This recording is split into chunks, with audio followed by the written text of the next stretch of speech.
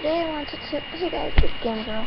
Today I want to tell you about two little girls who I have heard about, and they just seem like amazing people. Talia Joy Costanello, she died at 13,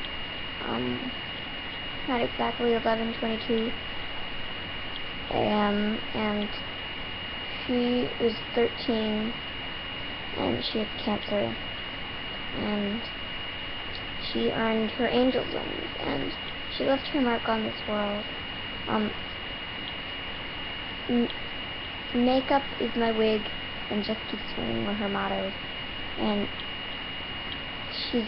it's very hard to believe that such an amazing person is dead, and that she's left this world. When I first found her YouTube channel, I was hoping that she would win the fight. But then when I read the description, I found out that she had actually lost it many years ago. Rest in peace, Talia. And Haley, there's this girl named Haley who has progeria. She died. She had the body of a 100-year-old.